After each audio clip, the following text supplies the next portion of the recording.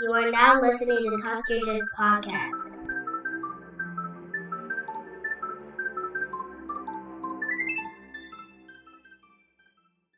Hello and welcome to Talk Your Jits podcast. This podcast is, as the name implies, all about jiu-jitsu.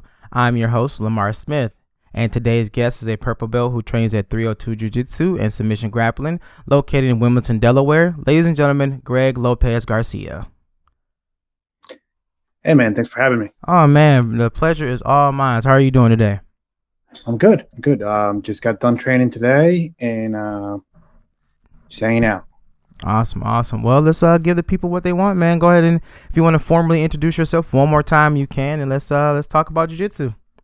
Yeah, man. So I think I started jiu-jitsu back in I think 2012. It was one of my professors, actually my first professor.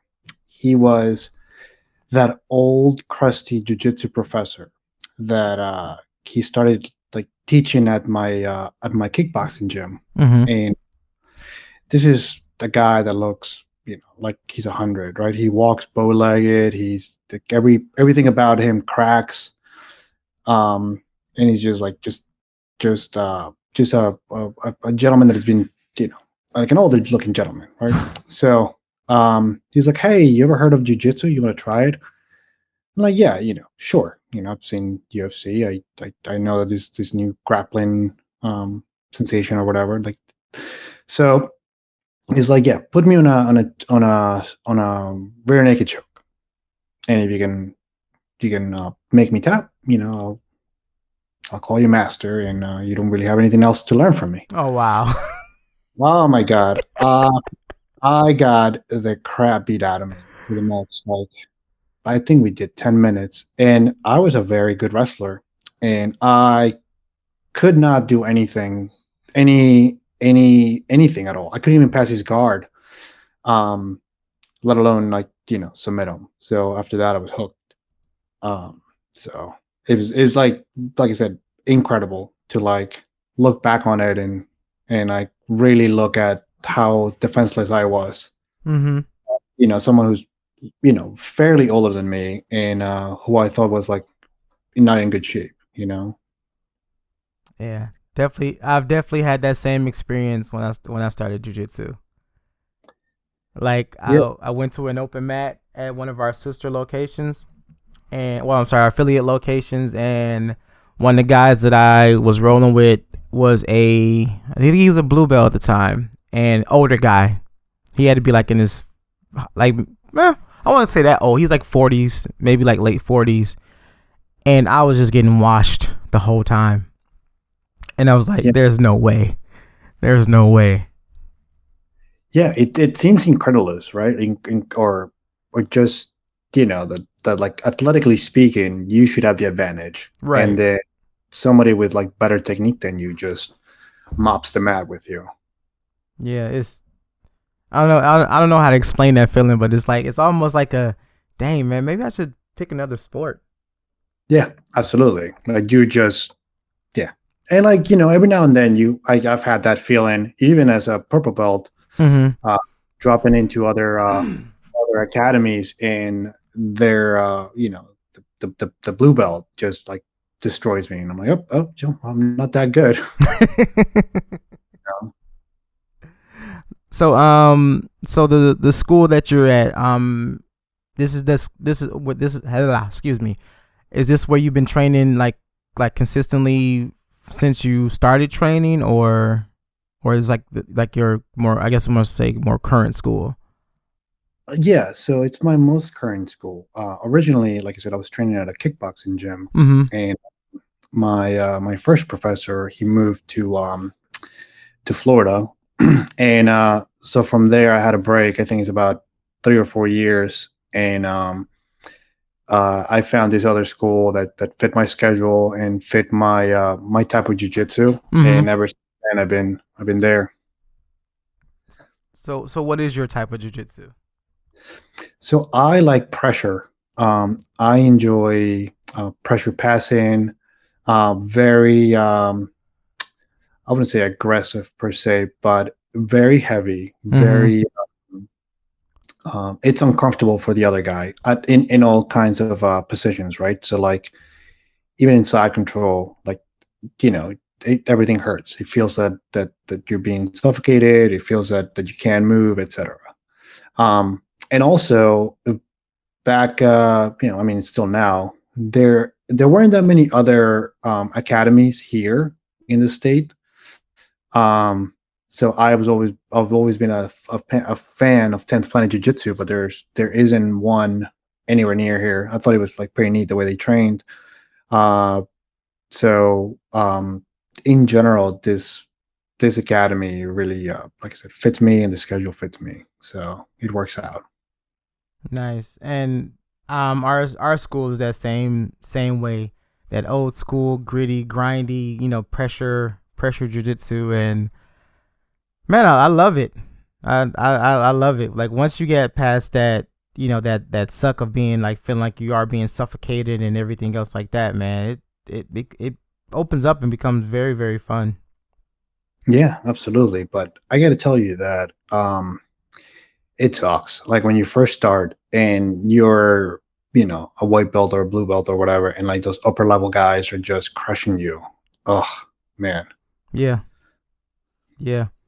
And the funny thing was, when I started, one of the guys that I would usually roll with was a small guy, but man, I was able to feel every ounce of his weight, and it's like I got at least 100 pounds on this guy. There is no way I should be feeling this much pressure from someone this small. But yeah, man, if you find the right place to put it, it sucks, no matter how big or small you are.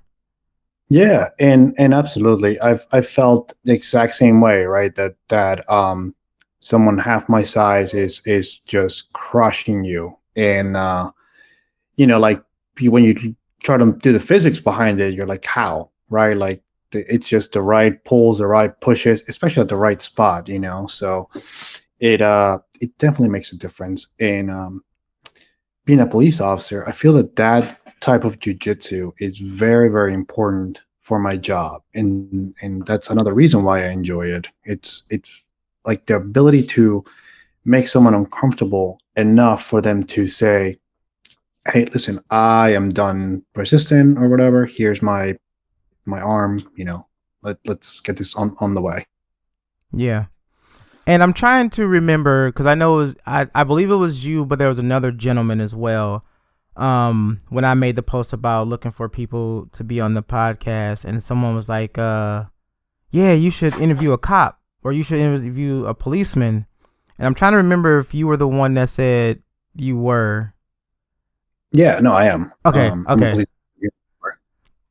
All right, so I guess obviously I can ask you this question. So, I'm not trying to really get into like the politics behind it and all, or whatever whatever you want to call it. But like when it comes to law enforcement, police brutality and stuff like that, and we have these cases where people get killed by law enforcement. There was an article. It was quite a few articles, as a matter of fact, that I saw where people were saying that people of law enforcement should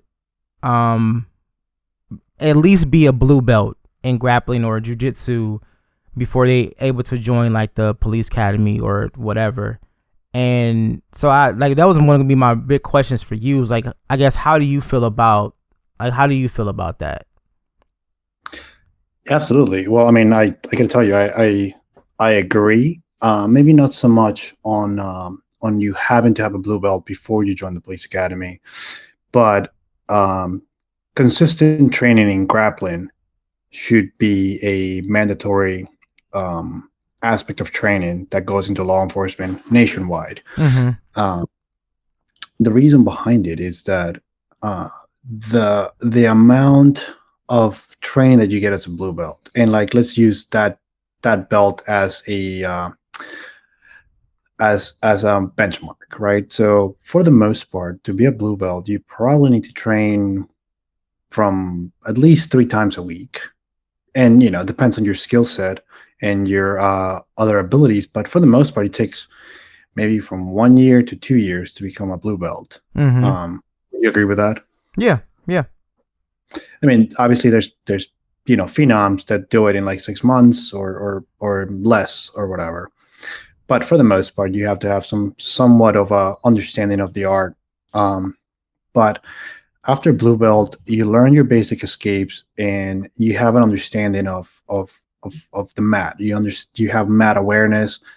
You understand when you're in a bad position. You understand when you are beyond your capabilities, right? Somebody mounts you and they start doing an arm bar on you and they have it sunk in deep and you're like, oh well, I have to tap. There's no way that I can force my way out of this one. Same thing with when you get back mount on someone. You have the understanding of, all right, cool, I have back mount, I can work a strangle, I can transition to an arm bar, whatever the case is. And you can tell when you're off balance, when you're like, I need to bail, I need to get back up on my feet. That experience alone is invaluable when you're trying to apprehend somebody who's resisting you. Mm-hmm. And we can look at various aspects of ground fighting or grappling in general that at some point you're going to need to put hands on the suspect or the defendant or whatever you want to call it, the person that you're arresting, no matter what, because you're putting handcuffs on that person. Right. Whether that person resists and turns around or they do some sort of passively resistant behavior that maybe they're not striking you, but they don't want to get handcuffed or they don't want to get basically apprehended. You need to work your grappling arts in order to isolate that person, isolate that arm, and handcuff them and then from there you put them in some sort of like position where they're not able to like further resist, right, which is usually on their stomach with their hands behind their back. That comes from experience and just practice. Jiu-jitsu is an art that if you don't do it frequently, you're gonna, I wouldn't say forget, but you're definitely your proficiency is gonna go like lower. Yeah. So the problem is convincing police officers to do this. I support organizations like Adopt a Cop and We Defy. We Defy is for veterans, but Adopt a Cop, they'll pay for your jiu-jitsu training up to blue belt. So you basically, I don't know if you're familiar with them. No, I'm like listening, like I've never heard this before, but I'm very, very intrigued.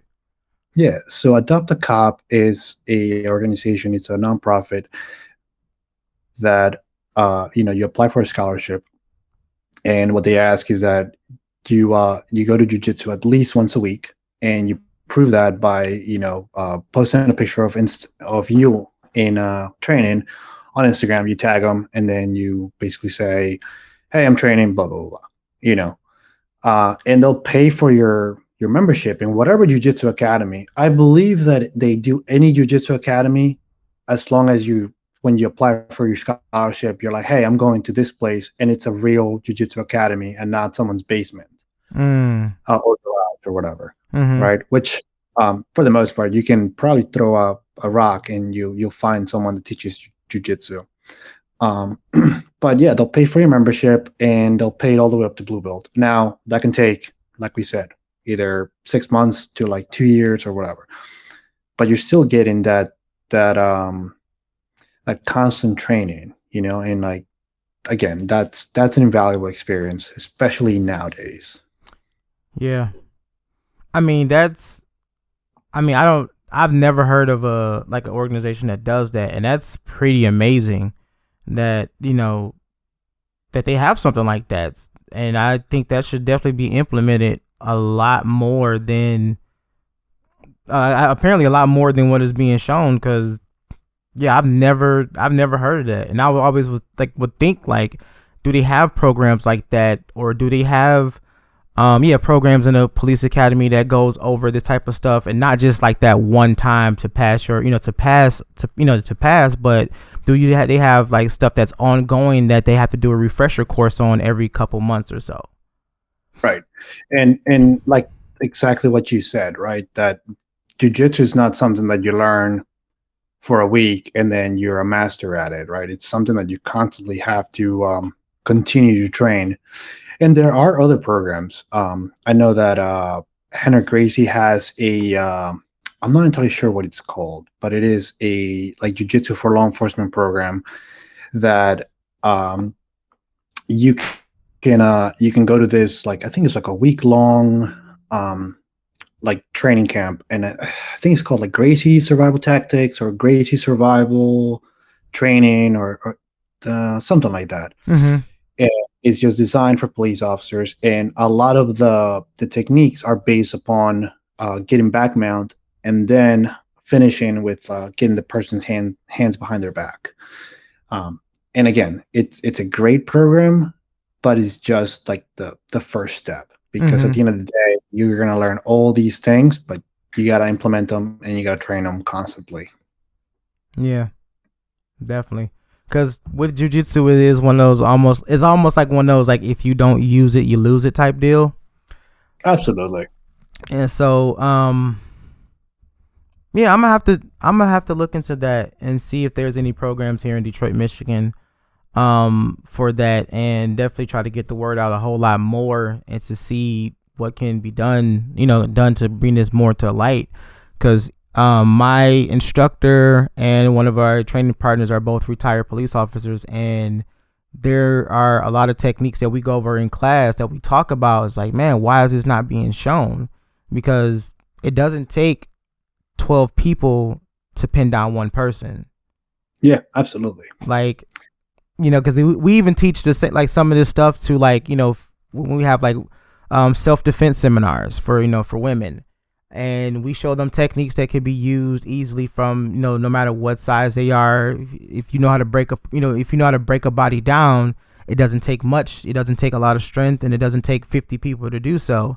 So some of the stuff that we do go over are like certain takedowns to make sure that I'm still erect and I can be aware of my surroundings. I can pin this person down without causing any harm to me or this other person, and everyone can go home happy. Yeah, absolutely. And that's the beauty about jiu-jitsu, right? That there's many techniques, many types of transitions, sweeps, pins, etc. But at the end of the day, the ability to hold someone down and immobilize their threat, which can be usually their hands, and sometimes their feet if they're kicking up or whatever. It's very important, especially if you're in a street fight, much more so than an MMA match or whatever. Right. Because there's weapons involved, there's other factors that are involved that and obviously there's different rules. In a MMA match, you can get up and run away, right? In a street fight, if you feel that this is beyond your capabilities, by all means, you can get up and retreat, and either go to your bat belt and then pull out another tool, or just hold someone down and wait for backup to help you out if this person is in fact so strong or maybe they're on drugs that you need somebody else to help you. Yeah. And because you can easily look on YouTube or any social media outlet, and you will definitely stumble across a video of a guy who does jiu-jitsu pin someone down until the police got there. Yeah. Because I think I don't know, I think it was like not long ago, Matt Serra posted. Oh yeah. They got posted a video of him, subduing a guy until the police got there, and you see the guy was obviously, he was compliant. He was, he wasn't hurt. He just had the guy's arms pinned under him. He couldn't get to his belt line if he had the weapon or not. He couldn't, buck him off. He couldn't do anything. So he was just helpless until the police got there. Absolutely. And And another thing that I feel that is very important with doing jujitsu is your comfort with being uncomfortable, mm-hmm. right? Because um, think about the time uh, uh, when you did your first competition, right? Like Mm-hmm. you're nervous, you have all this anxiety, you know these techniques, but once the match starts, everything goes out the window. You're breathing really heavy. Your blood vessels are constricted. You Mm-hmm. have tunnel vision. Maybe you can hear your coach screaming at you on the back.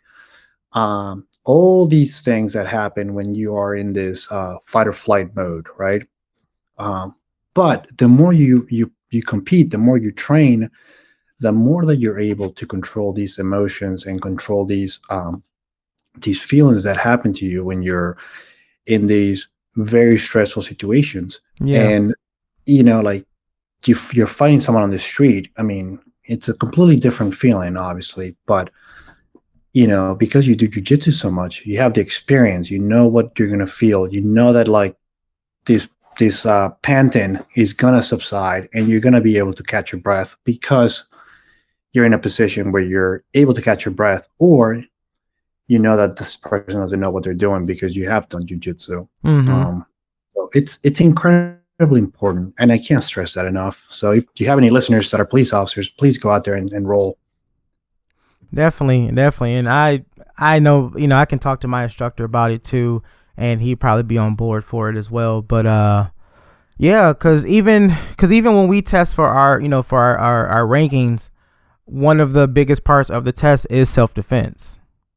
Right. And we have to be able to defend ourselves against strikers. Obviously someone throwing punches and kicks. And we start in different positions. We start standing. We'll start someone in our guard, and we are in their guard. We'll start with they in side control. They have full mount. They have our back. All these different, and even in turtle position, which for people who's not listening is like when you're on your hands and knees, kind of in the ball. That's they call it turtle position, and Yeah. and your opponent's on top of you. So we start in all these positions because obviously in the street fight, there's no telling where you're gonna actually land. So you have to be able to think as soon as you get to that situation, like, okay, I'm here, I know what to do. Let's get out and let's get myself safe. So, So let me ask you something. uh huh. What do you think is the most important position that, or I guess the most common position that you will see in a street fight? The most common position I see in a street fight, Yeah. huh? Usually, if the fight gets to the ground, it's usually someone is in full mount, or yeah, it's usually full, like someone try to get full mount, or maybe in their guard, or Yeah, I would agree with that. mm-hmm. There, but I think that most importantly would be that someone has their weight on top of the other person, right? Right. Like there is some sort of. Hopefully, you're lucky enough that if you're on bottom, you have guard, or if you're the person trying to control the situation, you are in full mount. But for the most part, I'd say that like 90% of street fights usually end up on the ground. Very rarely um, have I seen that someone is able to keep their distance on somebody else with like striking or kicking and enough so that they don't go to the ground. Usually they go to the ground, and from there it's you're in this exchange of somebody getting to top mount or escaping. Mm-hmm. You know, so so let me ask you, if you what would you rather have? Would you rather us police officers train on a normal basis or during the academy?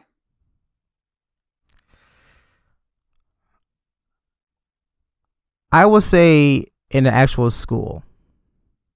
Like in the let's call it the academy is like the for the most part most most agencies have you go through an academy, which is usually like maybe 4 to 6 months, depends on the agency. But yes. No, I'm referring to like an actual jujitsu school, not like Oh, okay, okay, not okay. like away from the police academy, unless the person who's running that program is a legit black belt or someone of a higher rank, and that's going to teach that person the right way to do everything.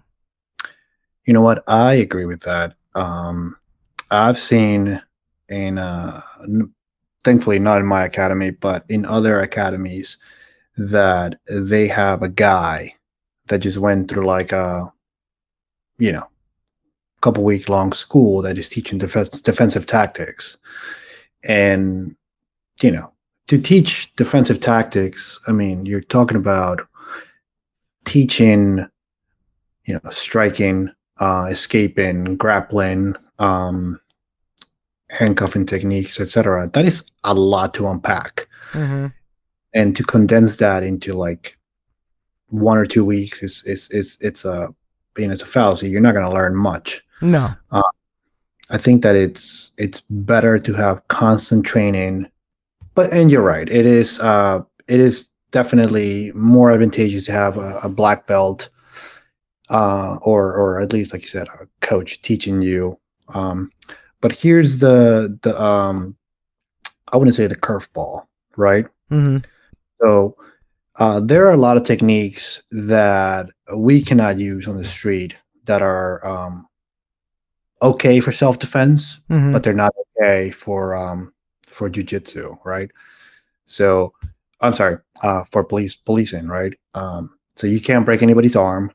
Um, you can't strangle anyone, and you can't foot lock or heel hook anyone.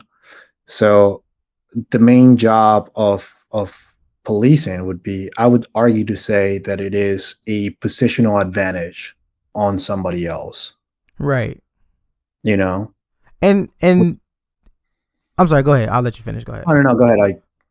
Okay, because I agree with that. I know there's obviously some stuff that would be impractical to teach someone in the in the police academy, but I feel like if if you're going to be able to use a lot of the techniques that for that's made for jujitsu in a street fight or a police situation, you can still use a Kimura or a rear neck choke, not as a submission to finish this person, but also as a control.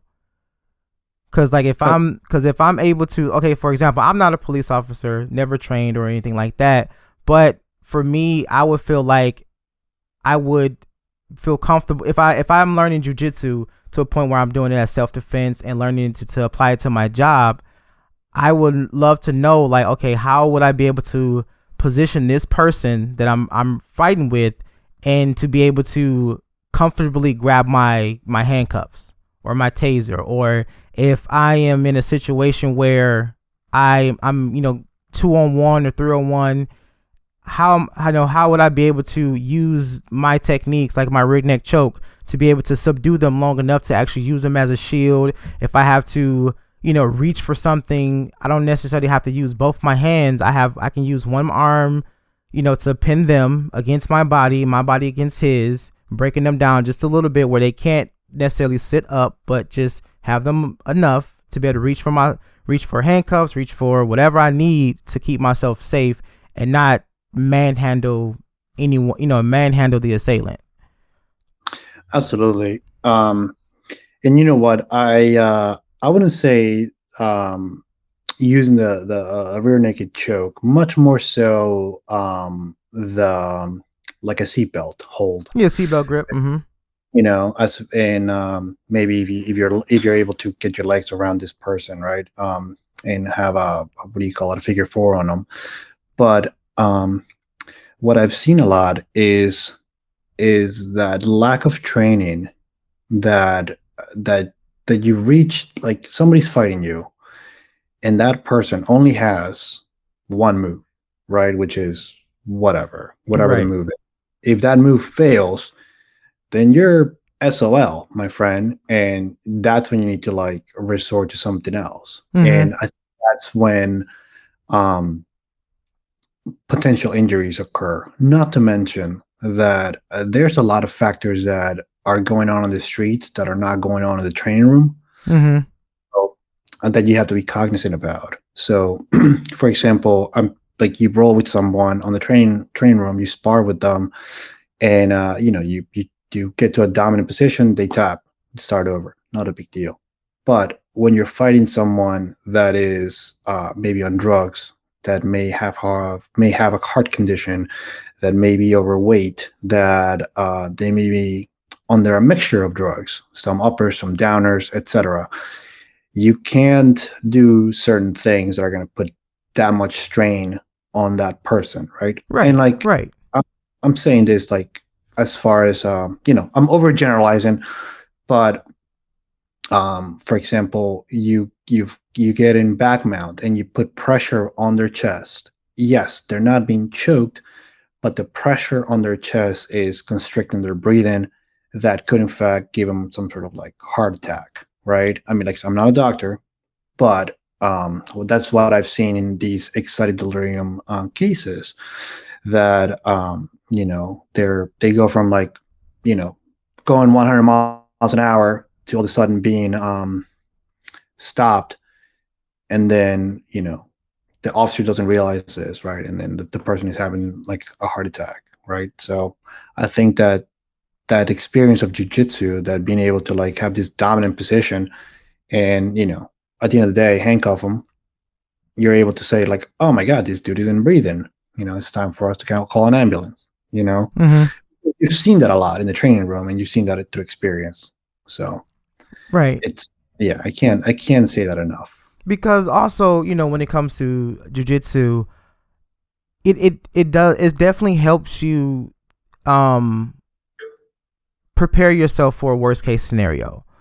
But it helps you at the same time keep yourself calm in situations where, yeah, you're in an uncomfortable situation.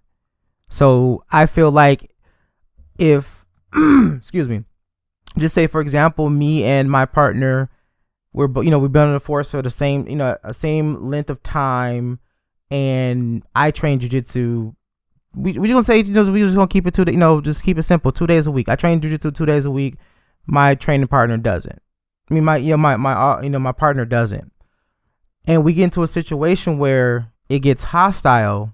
For him not being in that situation, him not being comfortable in those type of situations, it could definitely turn sour if one bad things happen. Whereas with me, with me training, me being able to be comfortable in uncomfortable positions, it allows myself to keep myself calm a whole lot more, and it doesn't cloud my judgment because I have enough oxygen going to my brain where I'm not hyperventilating, I'm not panicking, I'm not fighting with nobody, and I can assess the situation a whole lot better.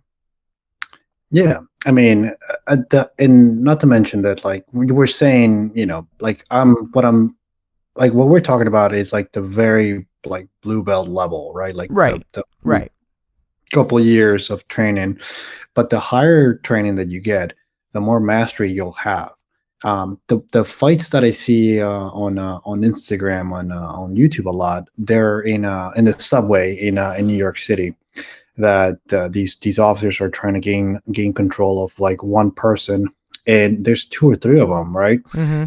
And they have this these pressure on the top of their body, but the person is able to bring up their hips and either step out or like rotate out and get out of this pin, and yeah, of course they're gonna get out because their hips are free. Mm-hmm. That's an easy fix.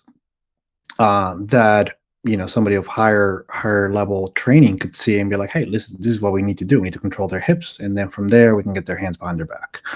Right. So yeah, it's such an advantage. And I mean, I don't know the specifics behind it, but when you talk about the populace that does any kind of like mixed martial arts or jujitsu in general, like the percentage goes lower and lower and lower the higher belt you get. Mm-hmm. So the more you train, the more that you'll be able to control um, safely controls somebody else, right? Statistically speaking, you know. Yeah, because I yeah I yeah it definitely should be. The more I think about it, it's like I think it definitely should be I guess more added into like the police academy or curriculum to learn some type of martial art, or some type of grappling martial art, jujitsu or whatever. Not in the sense of like learning every single thing, but a a good portion of it should be about learning how to control, learning how to breathe, learning how to clearly think about the situation that you're in, learn whatever techniques that are going to be better applied to your job, and not just do it just this one time to pass. Like, no, this should be something that's ongoing. Like, yeah, at least 1 day a week or 2 days a week, if that's possible, depending on your schedule. But yeah, like constant training and this stuff should be a requirement. Yeah, I 100% agree on that. I will say this though, that as society continues to evolve, the role of a police officer has expanded, quite a bit over the last maybe. I've only been a cop for 10 years, and it's increased quite a bit. So I can only imagine someone who's been a cop for 20 years. I mean, um, when the police first started, all they needed to do was arrest other people, right? Like basically, you would call the police officer when there was a crime occurring. But now, we have to take so many hours on de-escalation counseling, like understanding mental illness, understanding all kinds of like mental situations in which a person may be going through a crisis, understanding disabilities, right? Whether it's why is a person acting this way? Do they have a disability that is making them act like this? Do they have like low sugar and they're acting a certain way because they haven't had sugar, and they need to have insulin, or maybe they're having an episode, maybe they're schizophrenic, etc. So the role of a police officer has expanded quite a bit, which I'm okay with. However, when you're talking about a curriculum, 6 months doesn't seem like a short period of time, right? Like 6 months is half a year. And but you're cramming, policing, right? Which can be all the way from report writing, constitutional law, your state laws, traffic law, spotting suspicious behavior, how to spot signs of distress, how to identify someone who's schizophrenic, how to speak to someone who's schizophrenic, how to all these things that you're expected to learn. And then 6 months starts to be a very short amount of time where you're cramming 8 or 9 classes every day. So how much are you really retaining? Right. And on top of that, you have to do your physical exercises to stay in shape and maintain a good physical conditioning. And you're also going to learn jujitsu. So it's quite a bit to do in a short span of time. But I think that at least starting to do a little jujitsu will give you a habit that hopefully you can pursue once you graduate and once you're on the street, and you can continue to attend and master it through your career. Right. Because I feel like a lot of this stuff, it comes from like something bad happening out there on the street where a officer wasn't well informed on something, and so now they have to go back and fix that. So that requires more time of learning something, and it shortens the importance of what the next person have to learn, because they have to make sure that they cram this new thing into the new curriculum for the upcoming officers. So I can see how that can be very, very like stressful when you have to cram, like you said, cram so much stuff in a matter of like 6 months. Yeah, man. And you also got to become proficient with all your bat belts, right? Like, so you have your spray, your taser, your firearm, your baton. So there's all these other things that you also have to be good at, so that you can use them in lieu of deadly force if warranted, right? Mm-hmm. But yeah, and like I said, I don't have the right answer to like tell you how to fix it. All I can tell you is that what I've been successful, what has made me successful in my whatever time that I needed to do a physical or needed to be in a physical altercation has been the fact that I've trained consistently throughout my whole career. Mm-hmm. Uh, and I would love for every police officer in America to have the time. And I completely understand you have to balance family, work, and your other responsibilities to attend class. But I feel that it is a necessity that will keep you safe and keep other people safe. Um, and at the end of the day, it's fun, right? Yeah. You lose weight, you get stronger, you meet other people, and overall, you have a good time. Yeah, and plus you can get away from that stress from, from the job that you currently have. Even I know I've worked in retail for like the past 12 years. I'm not a retailer anymore, thank God. But the time I was training and working in retail, it definitely helped me clear my mind a lot because you're dealing with people every single day. Not saying it's on the same caliber as being in law enforcement, because I know you guys deal with like twice as much than the average person has to deal with. But just to be able to, just to get that escape from your job for that 1 hour, 2 hours a day, it definitely does help. It may not seem like a lot, but those 2 hours definitely can change the outcome of like your next day. Yeah, and one of the things that I've learned is that if you have a hobby, it's ideal if that hobby helps your main job.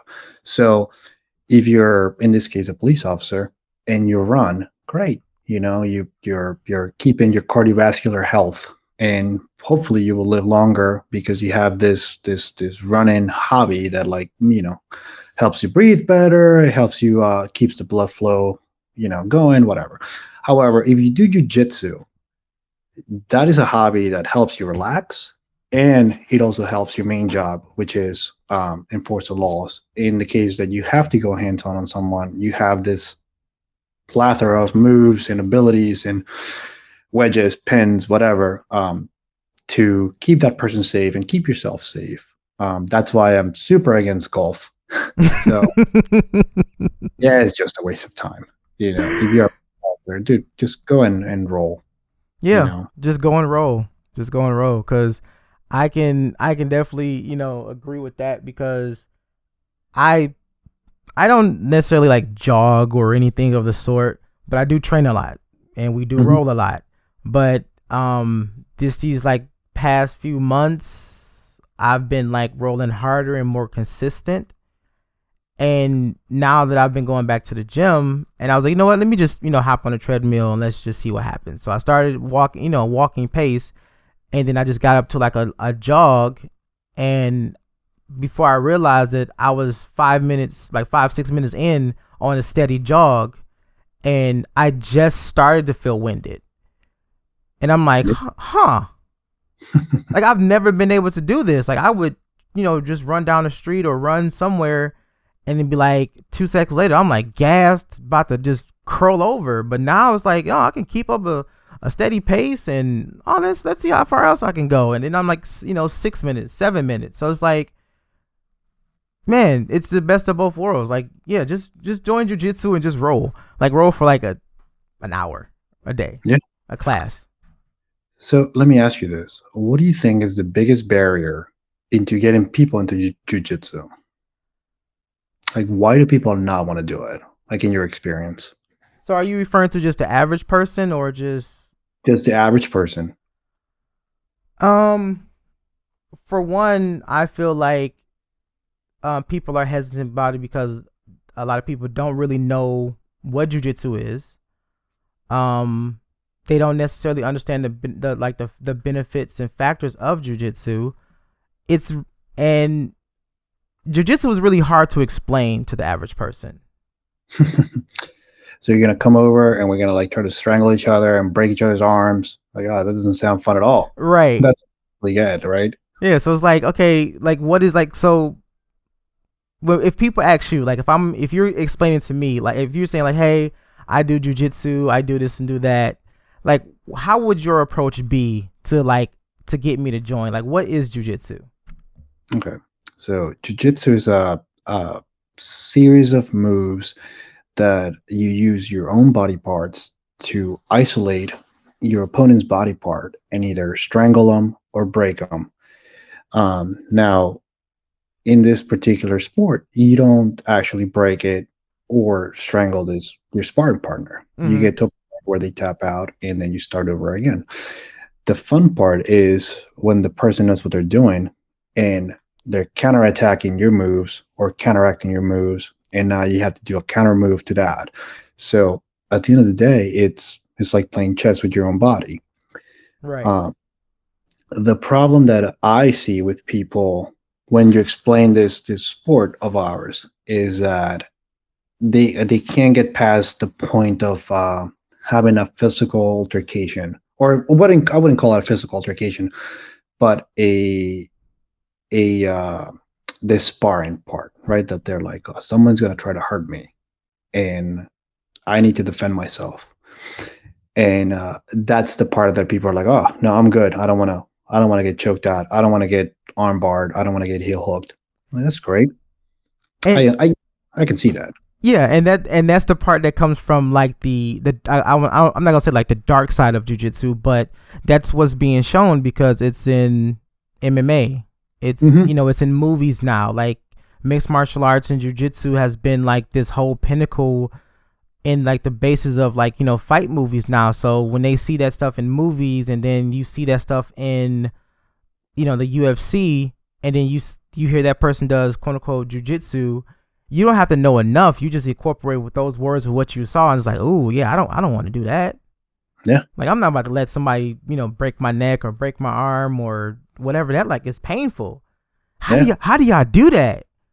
But in the same token, when people be like, "Oh man, you looking good. I see you losing weight, man. What you been doing? Jiu-jitsu?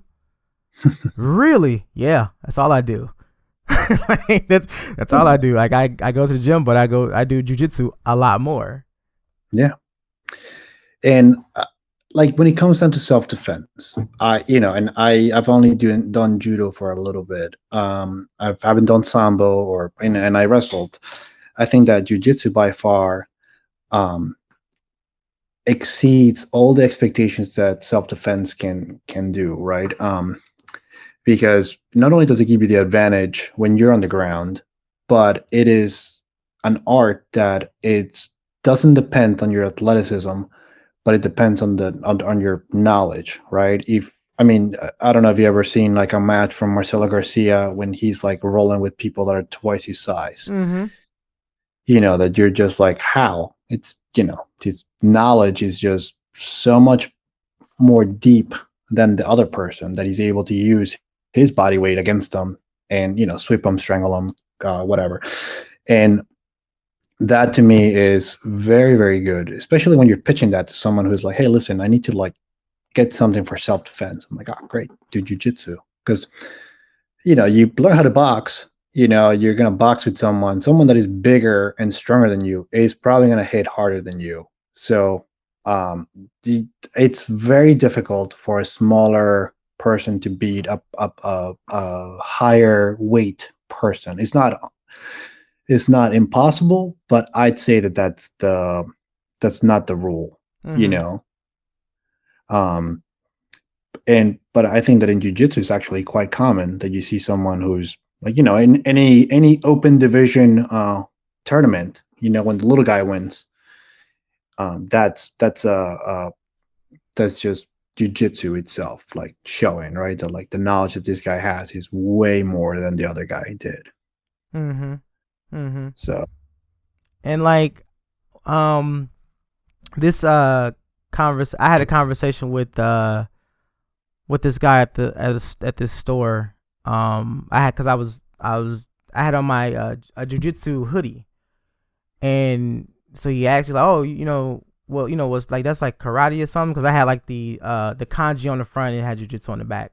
So he was right. asking me what it was about, and I was like, oh no, it's not karate, it's a martial art, blah blah blah blah blah. And he's like, so is it like karate? I was like, nah, it's like wrestling, but, and I was like, I hate that I had to put it like this. I was like, some of the stuff you see in the UFC, like the arm locks and chokes and stuff like that. So he was like, oh, yeah, they don't. I see a lot of people on there that do it, man, but I don't think that would work in a street fight. And I'm like, some people, yeah, they think that this won't work in a street fight and all this other stuff. And then he started getting like, yeah, man, because if I had this and somebody put me in this and somebody put me in that, I'd be able to get out. I'm like, oh, okay. I'm like, okay. But he was starting to get like more aggressive when he was talking, and he's just like, yeah, man, because I'll be able to do this and do that. Rah, rah, rah. And I'm like, I'm sitting there like, are you trying to get me riled up so I can be like, okay, let me show you? And I was just like, oh, all right, dude, if that's how you feel. He's like, yeah, man, I don't think that stuff will work. And I was like, well, why don't you come to my school and we can show you? And he's like, no, I'm all right. I was like, all right, then. Yeah. And like sometimes that's what you got to do. That's what my professor did. Because like I said, I was a fairly good wrestler. And he's like, look, man, you can start with a full, choke. And, if you tap me, then, then you're it. You're the master. And boy, was I surprised. So sometimes you do have to prove that. Yeah. Like that. And I mean, you see that when you have drop-ins, like these guys that want to try it out, and they're whatever the experience is, right? Like they're a NCAA wrestler or like some high school wrestler, or they're just really tough guys, and all of a sudden they get humbled by just about everybody in the room, right? Mm-hmm. Especially the white belts, that they finally have someone who they can do a highlight reel on. Right. But yeah, sometimes you need that. And I think that actually I'm gonna next roll call, I'm gonna speak to my squad about adopt a cop, and basically ask him to come out, and if they have time on our days off, and come out and roll around for a little bit. I think that sometimes seeing how much you don't know is a wake up call. Mm-hmm. that you realize that you're not as tough as you are, and the small white belt just basically swept you and strangled you in 3 minutes while you thought that you were really tough. So I hope that goes well. Yeah, man, we're gonna have to definitely sit down and talk about that, because I would love to have something like that implemented here. Yeah. So if I'll send you the links, but if you go to their website, you can sign up your school. And it is my understanding that basically there's some sort of like agreement between the school and the organization. And basically they say, hey, what's your rate for a police officer? Like, oh, it's whatever. And all right, cool. So let us know when you have a member that is doing the program. We'll check with him or her. And basically want to ensure that like they're not just paying money when the person is not showing up. And usually they send you a flag and you put it in your gym, and you can promote it as a adopt a cop friendly school, and you get a little bit more guys to come your way. Yeah, I'm gonna definitely look into that, because that's an amazing program that needs to be implemented everywhere if possible. So yeah. For sure, man. But yeah, if you got any more questions for me, or if you want, I definitely want you to shout out your school and everyone, and whoever else you want, the floor is yours. Yeah, absolutely. I train at 302. I've been there for quite some time now, and I love it. I love the people there. If you're around Delaware, swing on by. I usually train in the mornings at 5:30, and I go to all open mats and Saturday and Sundays. So come on down and train with us. Awesome, man. That's pretty awesome. But yeah, that's the end of today's episode. I would like to thank my guest again, Greg, for coming on and sharing his wisdom and experience with us. I hope you guys enjoyed what you got, what you heard. Please go and follow our Facebook and Instagram page to stay up to date on all future episodes. This has been Talk Your Jits podcast. Keep rolling, keep grinding, and remember, long live Jiu-Jitsu. Have a great day. Have a great day.